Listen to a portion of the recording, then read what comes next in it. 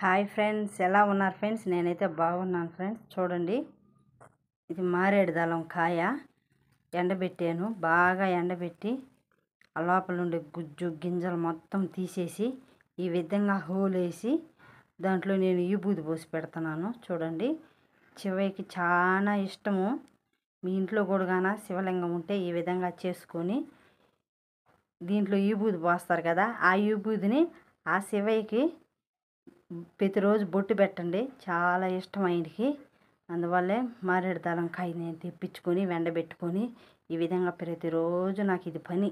దీంట్లో గుజ్జు తీయటం, ఆ గింజలు అక్కడేసి మలేసాను. ఆ గింజలు కూడా మలిసాయి. నేను ఇంకోసారి నీకు చూపిస్తాను.